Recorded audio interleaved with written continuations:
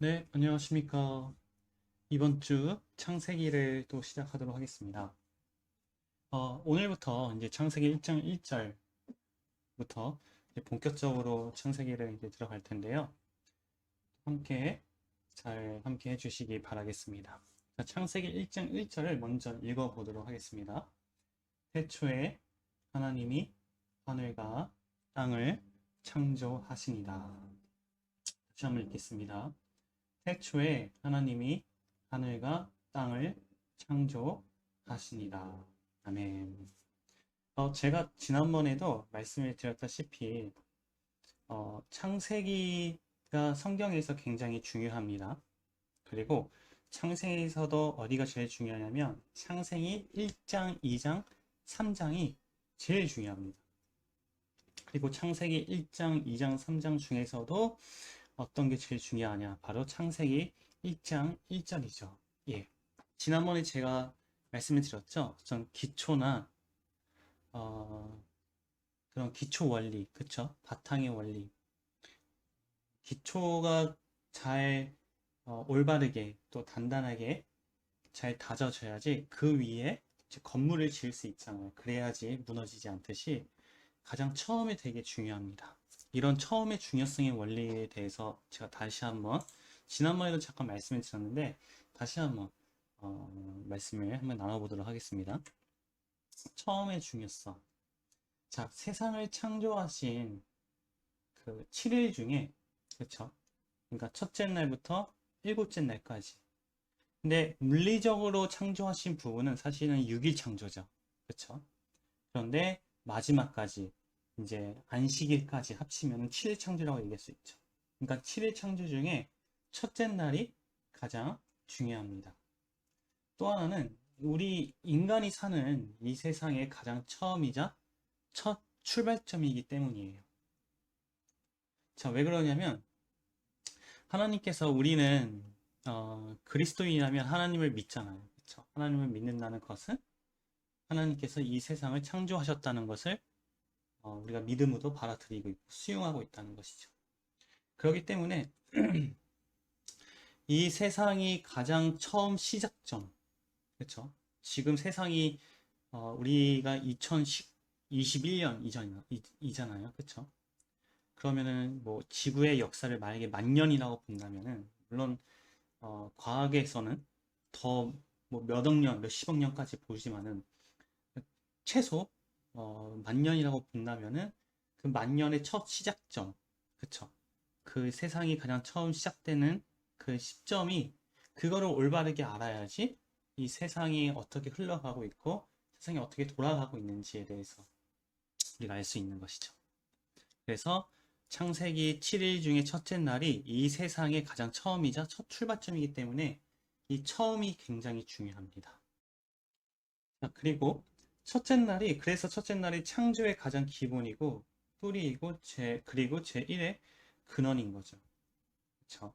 그래서 우리가 하나님께서 이 세상을 지금 컨트롤하고 있고 그 역사하고 계신다는 우리가 그렇게 믿고 있다면은 그것을 올바르게 또 하나님께서 어떤 목적으로 어떤 궁극적 목적으로 이 세상을 이끌어 가고 계시는지를 알려면은 어, 첫 시작점 하나님께서 어떻게 출발을 하셨는지 예, 그게 가장 중요합니다. 그래서 그게 기본이고 뿌리이며 제1의 근원인데 그게 어디냐면 바로 7일 중에 그러니까 하나님께서 이 세상을 창조하신 7일 중에 첫째 날이라는 것이죠. 그렇죠? 그리고 또 하나, 첫 번째 단추를 잘못 끼우면 이후 단추는 자연히 잘못 끼우게 된다. 그렇죠? 근데 이거는 어떤 성경, 어떤 영적 세계의 원리뿐만 아니라 지금 우리가 살아가고 있는 이 세상의 원리에서도 적용이 되는 것이죠. 여러분들이 아무리 어, 아무리 무엇을 과정 속에서 굉장히 잘한다고 할지라도 처음에 방향이 틀리면 결국에는 끝에 다다를 때 다른 목적, 그러니까 다른 도착 지점으로 내가 원하는 것이 아니라 다른 도착 지점으로 갈 수밖에 없는 것이죠. 그래서 가장 첫 출발할 때가 올바르게 출발을 해야지 끝에 가서 올바르게 도착을 할 수 있다는 것이죠. 그러니까 그런 원리가 분명히 이 세상, 우리가 살아가는 이 세상의 원리도 마찬가지고 또 이게 영적 세계의 원리에서도 똑같다는 것입니다. 우리가 간단한 예로 지금 제가 말씀드렸다시피 첫 번째 단추를 잘못 끼게 되면은 나머지도 잘못 끼게 돼 있어요. 만약에 내가 첫 번째 단추를 두 번째 구멍에 넣었어. 근데 마지막까지 쭉 갔는데 이게 단추가 잘 맞춰져 있어. 그러면은 영적 세계와 이 세상의 세계는 다르죠. 그쵸? 예, 다르다는 게 증명이 되는 거죠. 그런데 첫 번째 단추를 잘못 끼우게 되면은 마지막까지 이게 자연히 잘못 끼우게 됩니다. 단추를. 그러니까 그 현상의 원리가 어떻게 생겼냐? 바로 원적 원리가 첫 번째가 잘못되면은 나중에 가서는 분명히 잘못된 하나님을 믿게 되고 그리고 하나님이 아닌 엉뚱한 신앙을 갖게 된다는 것이죠. 그게 처음에 제가 이제 여러분들에게 강조를 했듯이 영적 특성, 그렇죠? 영의 특성 그런 원리와 똑같습니다. 그래서 이게 세상의 원리에 적용이 되는 것이죠. 그래서 여러분들 이단이라는 뜻이 뭐냐면 조선사회에서 유학자들이 불교의 종교를 불교가 외래 종교잖아요. 그렇죠? 그러니까 불교를 보고 이단이라고 얘기를 하기도 했어요. 네. 그렇죠? 그러니까 이단이라는 말은 물론 그 사회에 따라서 아니면 특정 종교에 따라서 가지고 있는 어떤 관념이나 세계관에 따라서 의미는 달라질 수 있겠지만 우리 개신교에서 말하는 그러니까 기독교에서 이제 파생돼 가지고 다른 종교 단체를 만들어낸 그렇죠? 그 단체를 우리는 개신교에서는 이제 이단이라고 얘기를 하잖아요. 그렇죠? 이단의 기준이 뭐냐면 뭐 여러 가지 있을 수도 있겠지만 구원관이 다를 때 그래서 이단이라고 이제 얘기를 하는 경우가 많습니다. 그래서 이단이라는 단어 자체로 보면은 다를 이자의 끝단자예요. 그러니까 끝이 다르다. 끝이 뭐예요? 결국엔 구원이잖아요. 구원의 대상이 다르다.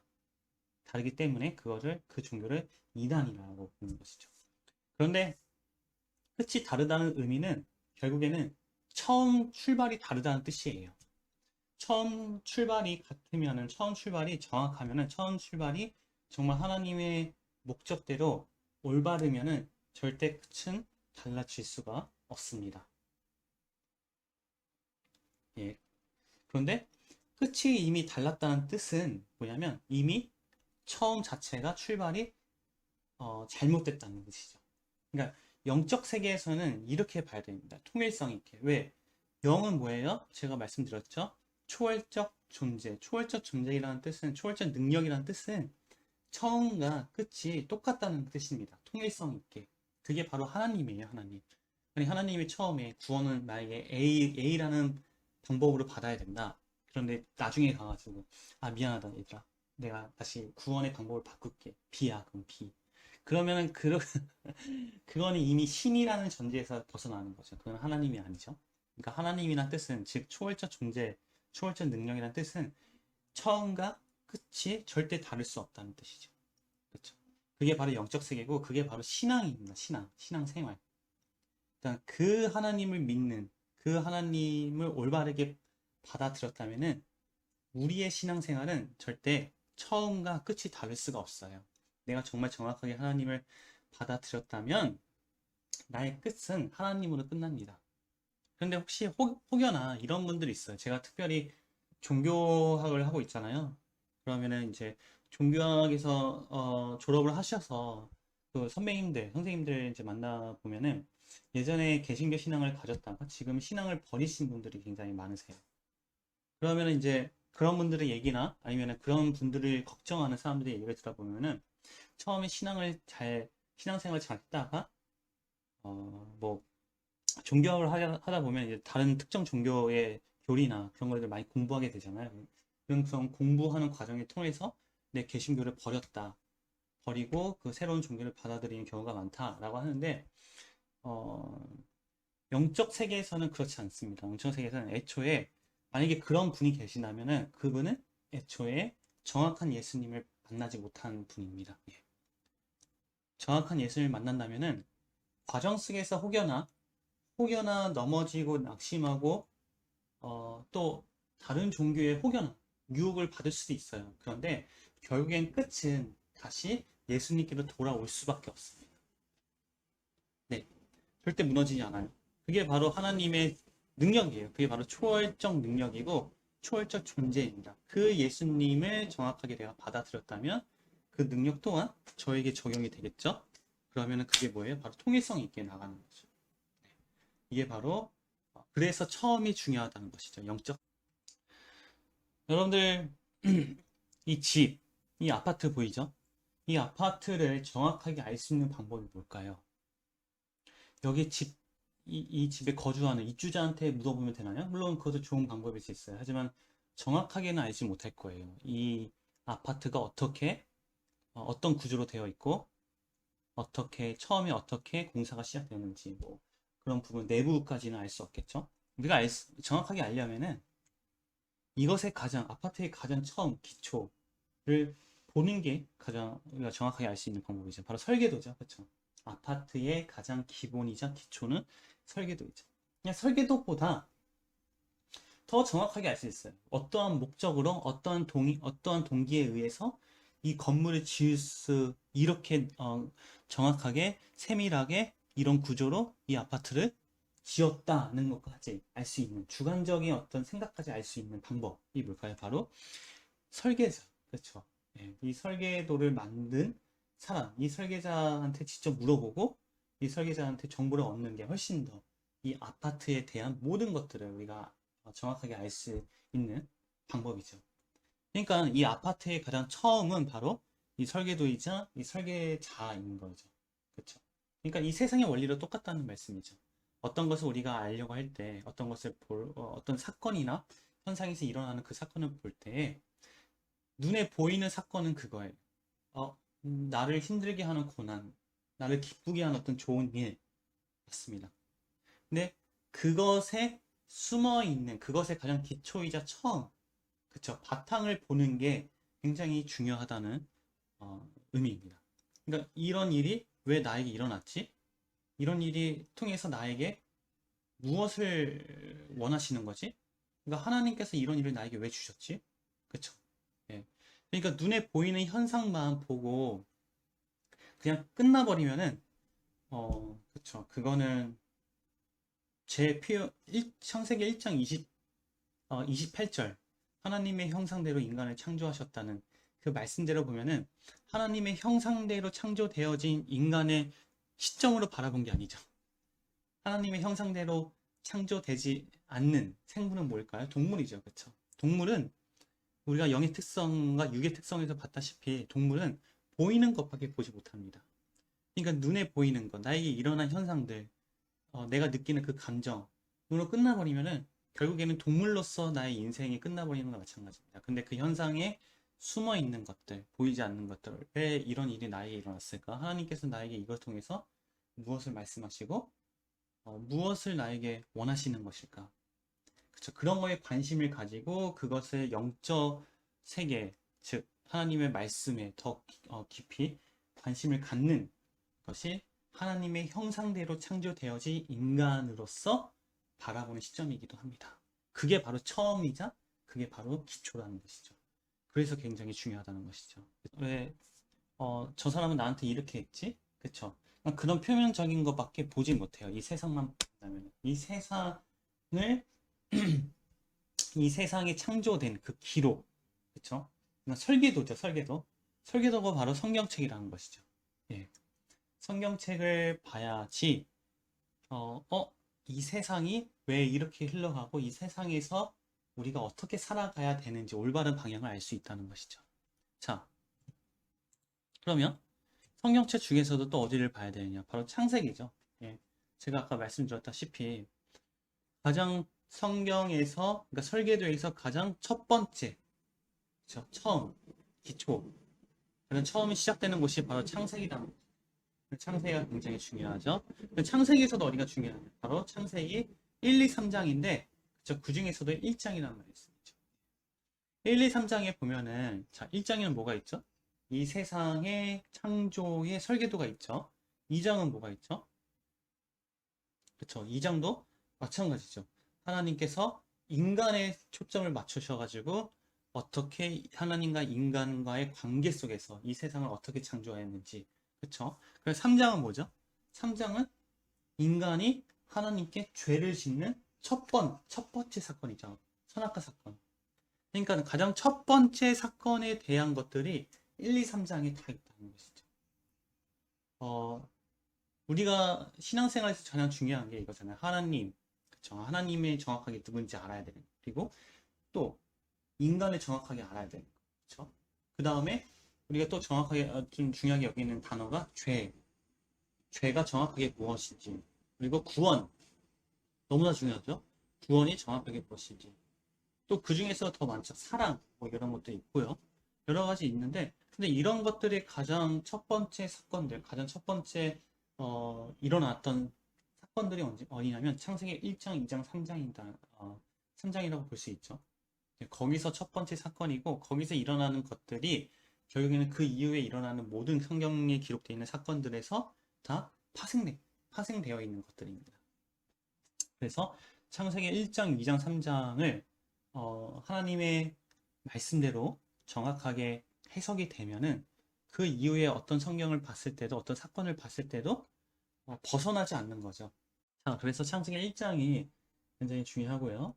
그 다음에 창세기 1장 중에서도 1장 1절이 되게 중요합니다. 그렇죠? 제가 또 말씀드렸다시피 하나님은 어떤 것에 있어서 절대 목적 없이는 하지 않으신 분이십니다. 하나님께서 어떤 하셨으면 그 말씀하신 목적이 있고, 하나님께서 어떤 사건, 역사를 일으키셨으면, 어떤 행위를 하셨으면 그 행위에 따른 분명한 목적이 있으신 거고, 이럴 정도로 만약에 예수님께서 그냥 숨을 쉬셨어요. 그러면 그 숨 쉰 것조차도 뭐가 있다? 목적이 있다는 것이죠. 그쵸? 그러니까 하나님의 모든 것들, 하나님 존재 자체도 목적이 있는 것이죠. 하나님에 관한 모든 것은 다 목적이 있다. 그러면 이런 이런 분명한 목적이 있으신 하나님께서 만약에 어떤 행위를 할 때 그게 아무리 작은 행동일지라도 그냥 우연히 할 수 있을까요?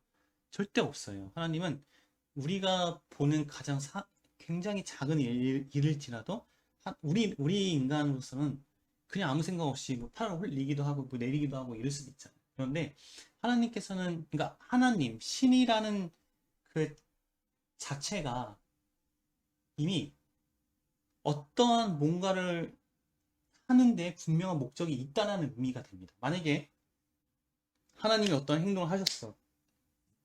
그런데 거기에 아무 목적이 없어. 그러면 하나님은 절대 신이 아니라는 거죠. 그쵸? 그러니까 신이라는 의미는 무조건적으로 목적성이 있다라고 보시면 됩니다. 그러면 그 하나님이 그 사소한 일일지라도 목적 없이 하지 않으신 하나님께서 창세기 1장에서도 1장 1절을 왜 태초에 하나님이 하늘과 땅을 창조하시니라 라고 이렇게 쓰셨을까? 그리고 쓰신 목적이 분명히 있을 거 아니에요. 그 목적이 있다는 것은 뭐예요? 내가 이걸 우리들에게 보여주면서 강조를 하고 싶은 게 있다라는 말씀이죠. 그렇죠? 그럴 정도로 창세기 1장 1절이 중요하다는 것이죠. 그게 바로 처음의 중요성입니다. 처음의 중요성. 그럼 창세기 1장 1절에서도 가장 처음은 뭡니까? 바로 태초에라는 글씨. 그렇죠? 태초에라는 단어입니다. 태초.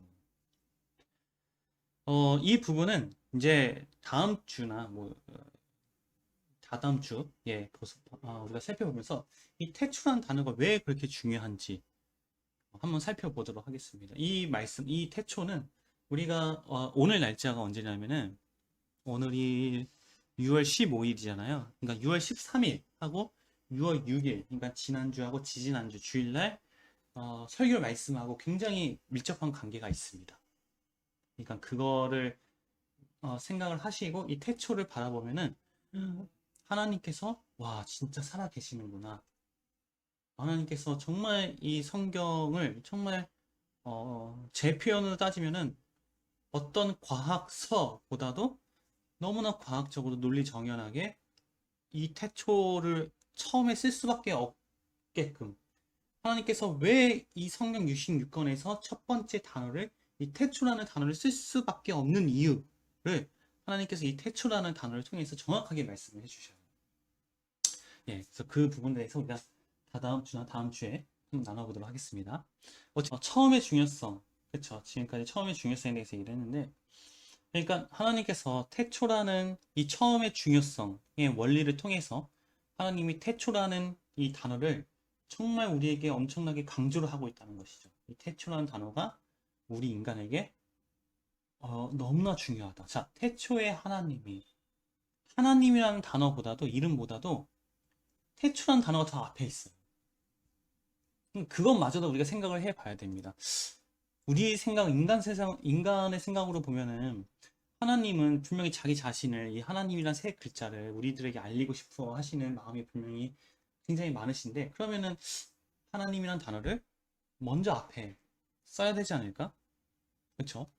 만약에 제가 여러분들에게 제 이름을 알리고 싶으면 정대성 본인은 뭐 이렇게 얘기를 할 것 같아요. 제 이름을 가장 먼저 쓸 것 같아요. 그런데 그게 아니라 하나님이란 단어보다 먼저 태초라는 단어를 먼저 썼다는 것은 하나님께서 이 66권 중에, 그리고 창세기 1, 2, 3장 중에, 그리고 창세기 1장 중에, 창세기 1장 1절 중에 하나님께서 너무나 강조를 하고 싶다는 이 강조성을 나타낸다고 볼 수 있는 것이죠. 태초라는 단어. 근데 이 처음의 원리, 처음의 중요성의 원리는 단지 이 태초뿐만 아니라 성경 전체에서도 계속해서 하나님께서 쓰시고 있는 원리입니다. 이 처음의 중요성의 원리는. 대표적으로 사건을 보면은, 자, 창세기 4장 3절에 보면은 이제 아담과 하와가 에덴에서 쫓겨나가지고 첫 사건이 나오죠. 그쵸? 첫 번째 사건. 그러니까 아담과 하와가 에덴 동산에서 쫓겨나고 나서 일어난 첫 번째 사건. 그쵸? 여기도 처음이죠. 그러니까 가인과 아벨의 사건이 굉장히 중요합니다. 이 부분은 제가 나중에 가서 한 번 더 정리를 할 수 있으면 좀 하는 기회가 많이 있다면 제가 하겠습니다. 그 아담과 하와가, 그쵸? 이제 에덴 동산에 쫓겨났죠. 그리고 나서 이제 자손을 많이 낳을 거 아니에요.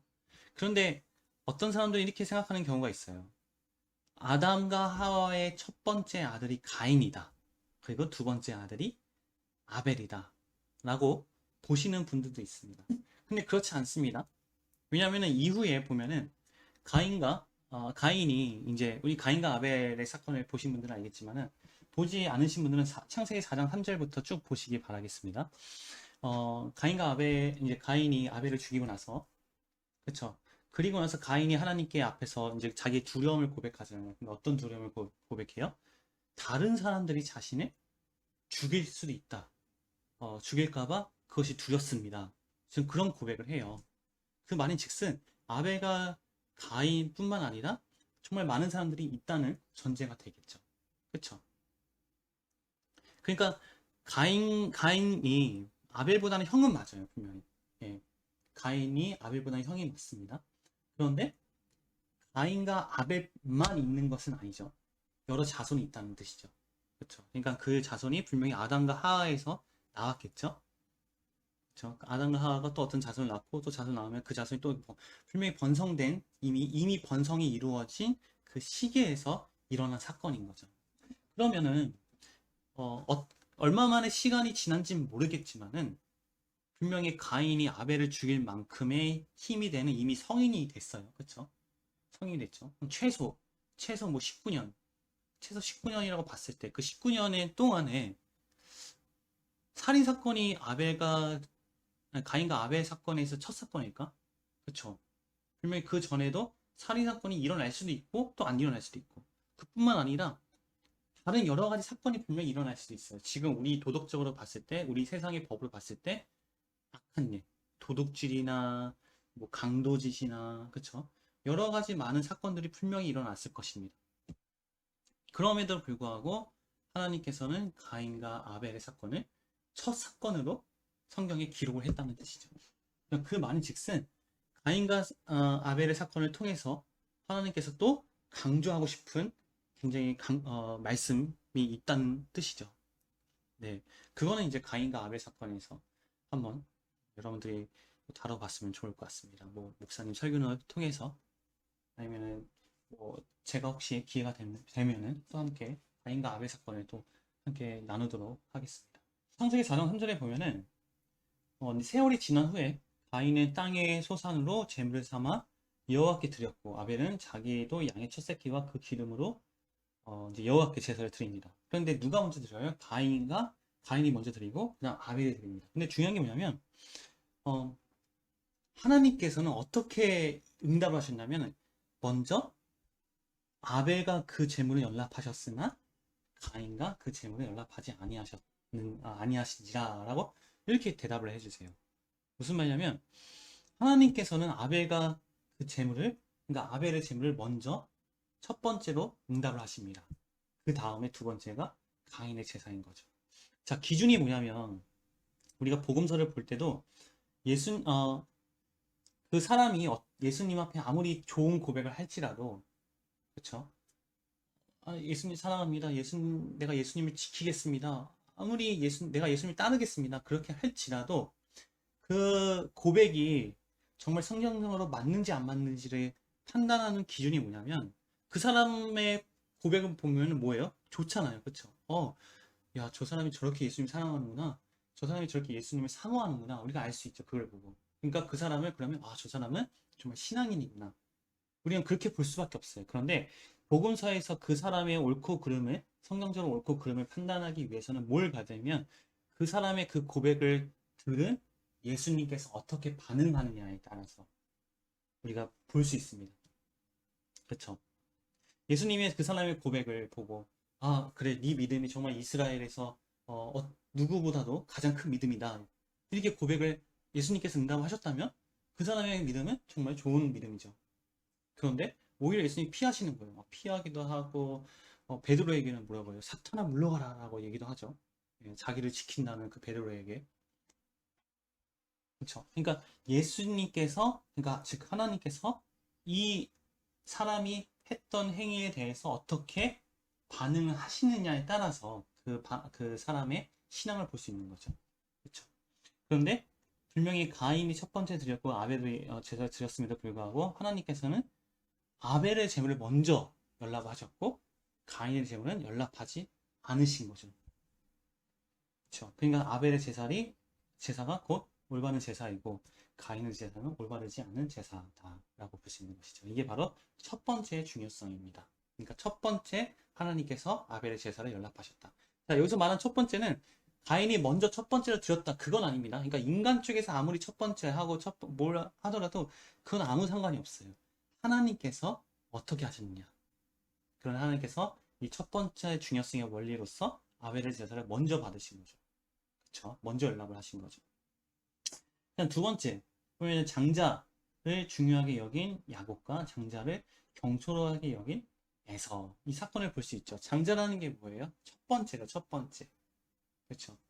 첫 번째라는 것은 하나님께서 굉장히 중요하게 여기는 거예요. 첫 번째라는 것을. 그런데 이거를 야곱은 어떻게 여기서 조금 더 중요하게 여겼죠.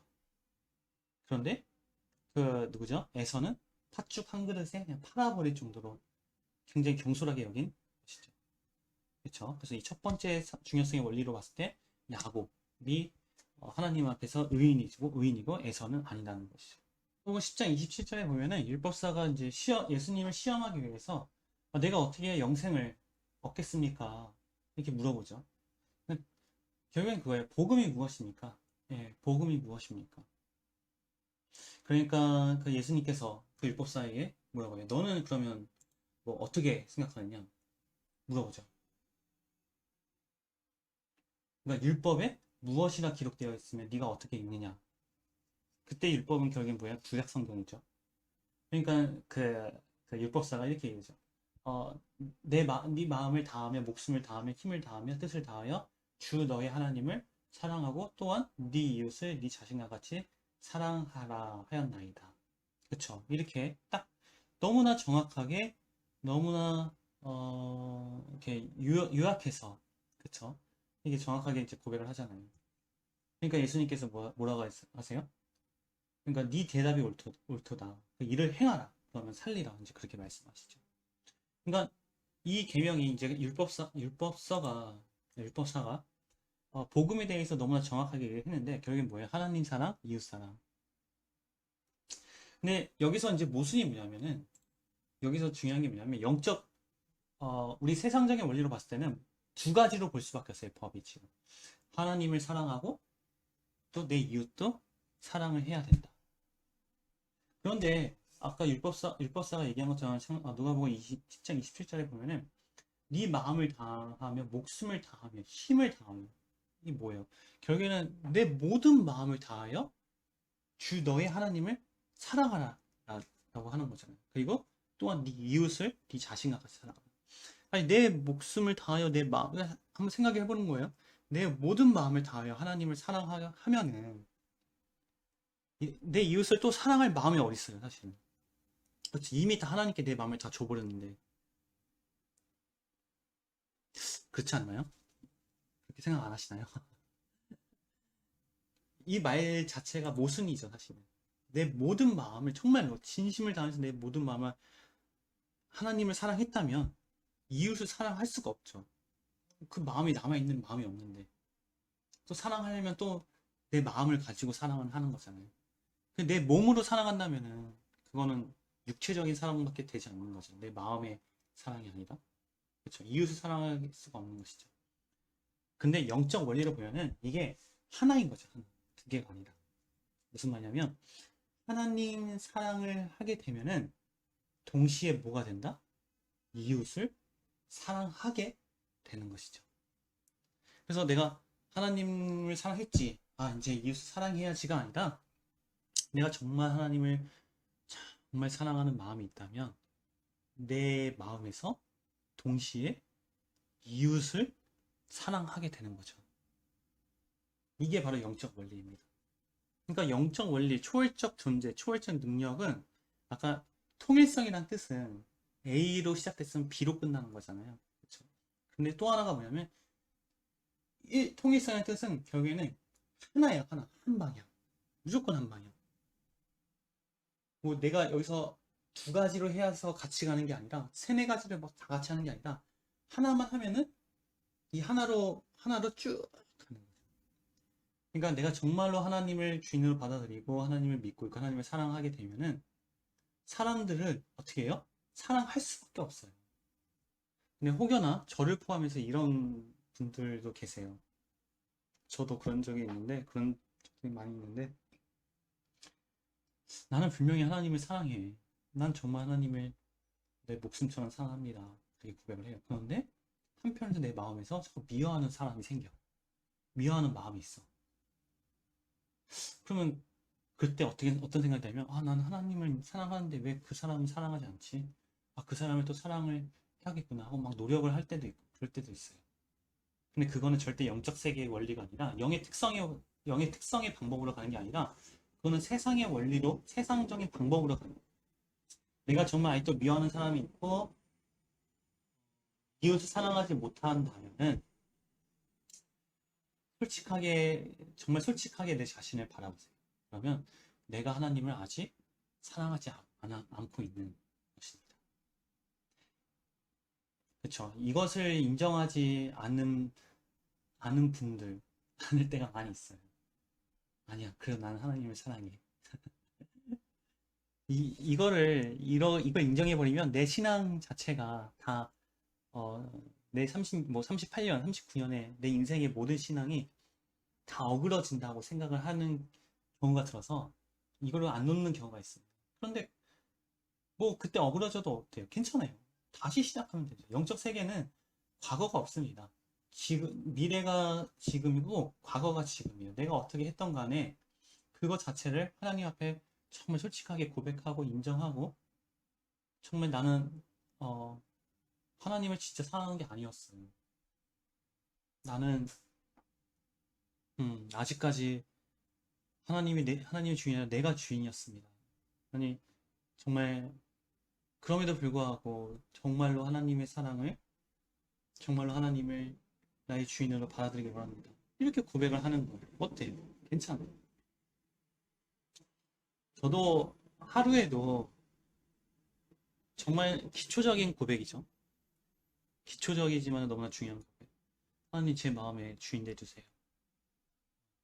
이게 어쩌면 구원의 고백일 수도 있고, 참 남들이 보면은 야, 넌 아직 구원에 확신이 없니? 뭐 그렇게 볼 수도 있어요. 하지만 저는 그런 고백들을 사실 하루에도 많이 할 때가 많아요.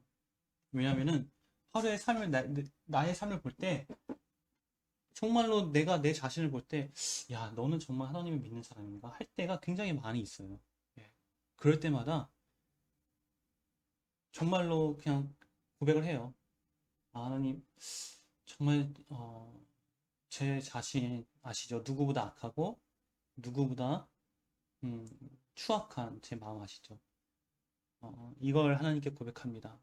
설사 1분 후에 5분 후에 내가 또 그 일을 하더라도 그래도 지금만큼은 하나님 제 마음의 주인 되주세요. 저를 지배해 주세요. 이런 기초적인 고백을 합니다. 괜찮습니다. 그러니까는 분명한 영적 세계는 내가 이웃 사랑이 안 돼 있다면 분명히 그거는 나와 내가 하나님 사랑이 안 돼 있는 것입니다.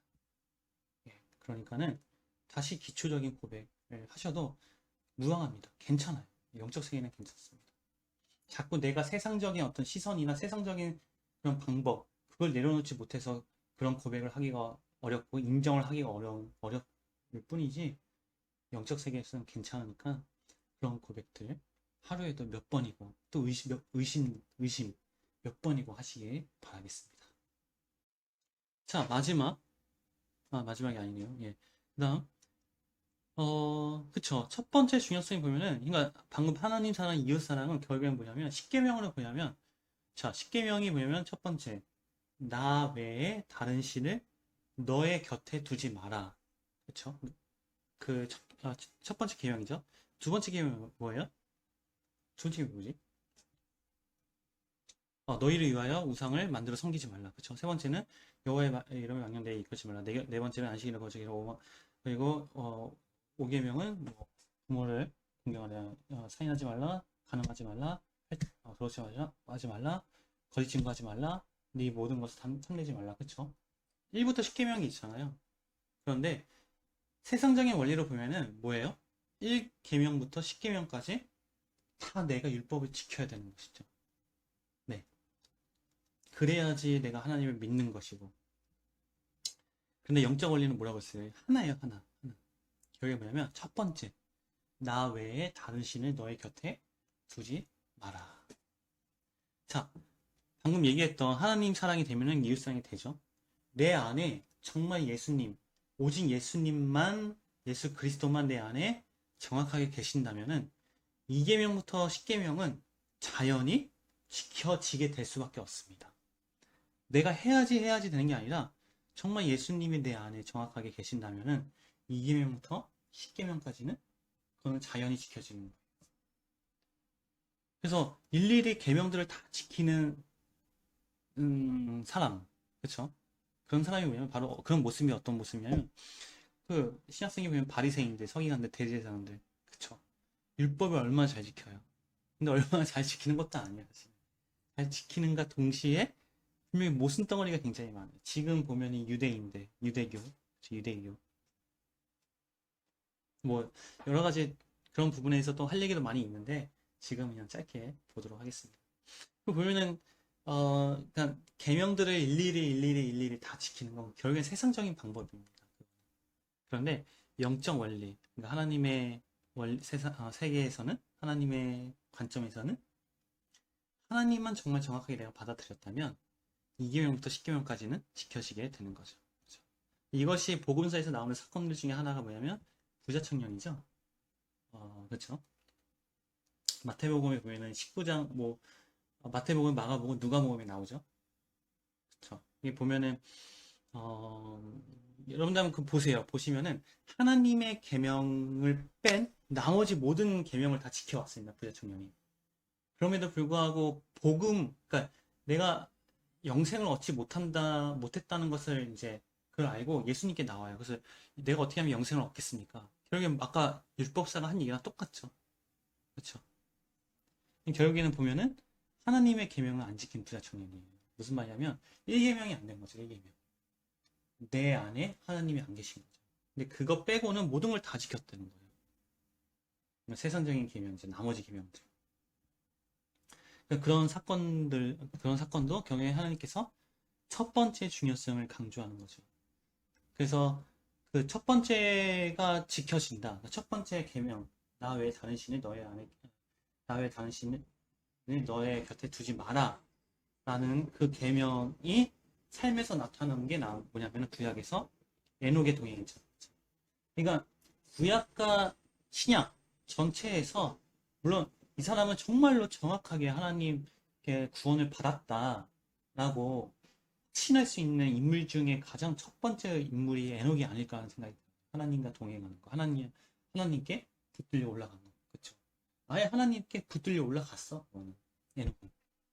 그런데 하나님께서 에녹을 왜 붙들어서 올라가게 하셨냐면은 에녹이 뭘 했는데, 그렇죠? 에녹의 동행, 300년 동안 하나님과 동행한지라. 그 딱 기록밖에 없어요. 그렇게 짧은 기록 속에서 어, 에녹은 하나님께 붙들려 나간 거죠. 그러니까 구원을 받은 거죠. 그렇죠. 그 결국에는 동행이 뭐예요? 동행에 아벨의 제사이고 아벨의 제사가 그건 뭐예요? 장자를 중요하게 여긴 야곱이고 야곱이 뭐예요? 결국에 하나님의 사랑이고 하나님의 사랑이 뭐예요? 결국엔 제1계명을 지키는 것이고 제1계명이 뭐예요? 하나님의 계명을 안 지킨 이제 부자청년. 네, 그렇죠. 그리고 그러니까 하나님의 계명이고 하나님의 계명이 결국엔 뭐냐면은 에녹의 동행이고 에녹의 동행이 결국엔 뭐냐면은 아까 우리가 처음에 우리가 이제 계속 얘기했듯이 하나님께서 하나님의 영이 우리의 영과 관계를 맺는 것이죠. 그렇죠? 그러니까 하나님은 애초에 궁극적으로 우리에게 말씀하시는 목적, 말씀하시려는 것은 딱 하나밖에 없습니다. 우리에게 이루고 싶은 거는 딱 하나. 뭐냐면 하나님의 영이 나의 영과 함께하는 것. 내 육을 통해서 내 안에 들어와서 내 영과 함께하는 것. 그거 하나예요, 그거 하나. 근데 그거를 여러 가지로 표현이 된 거예요. 그거를 아벨의 제사를 통해서 얘기를 하신 거고, 장자를 중요하게 여기 야곱을 통해서 보여주신 거고, 하나님 사랑, 이웃 사랑, 그렇죠? 율법사의 그런 고백을 통해서 하나님 사랑, 이웃 사랑 이 원리를 통해서 말씀하신 거고, 제1계명, 10계명 중에서 제1계명을 통해서 또 말씀하신 거고, 또 하나님의 계명을 안 지킨 부자 청년의 그 사건을 통해서 말씀하신 거고, 또 에녹의 동행을 통해서 말씀하신 것이죠. 그렇죠? 그러니까 세상적인 원리로 보면은 하나하나 다 달라요. 하나하나 다 달라요.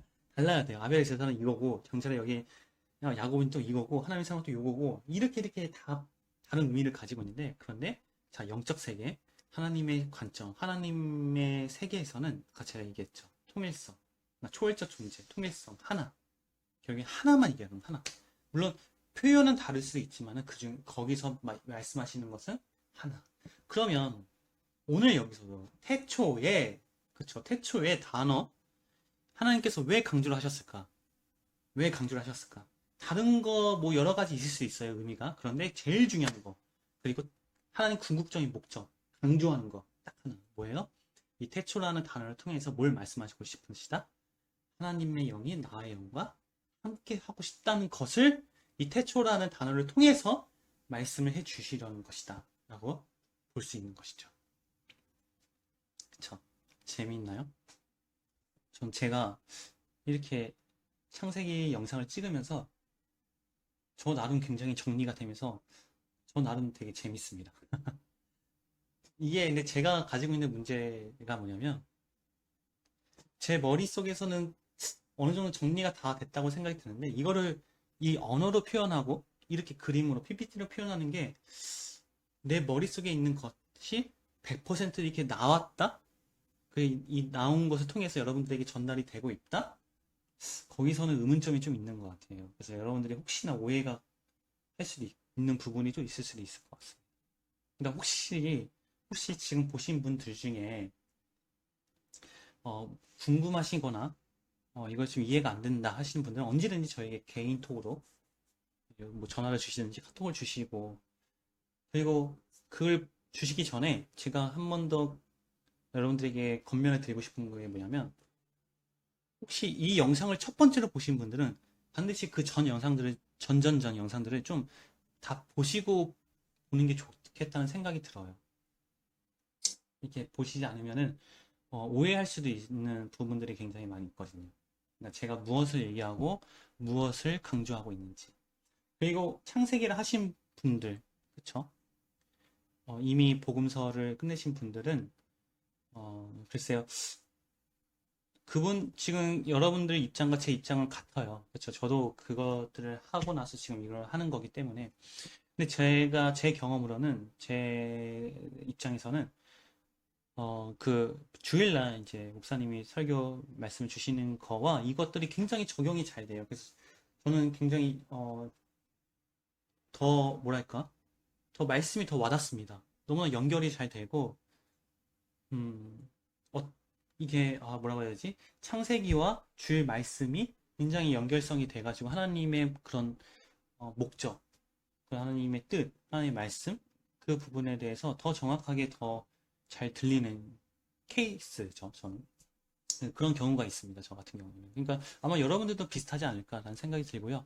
혹시나, 혹시나 그런 부분에서 좀 더 나누고 싶은 게 있으면 저한테 언제든 연락을 주세요. 좀 기다리고 있습니다. 꼭 질문이 아니더라도 그냥 여러분들하고 나누고 싶어요. 어떤 간증식으로. 정말 이런 말씀에서 이런 게 나는 이런 생각이 들었습니다. 그런 것들 너무 좋으니까는 이런 강의를 보고, 창세 영상을 보고, 언제든지 어떤 느낌이 있다면, 어떤 것도 좋으니까. 저를 뭐 비판하는 것도 좋고요. 어떤 거든 좋으니까 저에게 연락을 꼭 주시기 바라겠습니다. 감사합니다. 다음 주에 또 뵙도록 하겠습니다.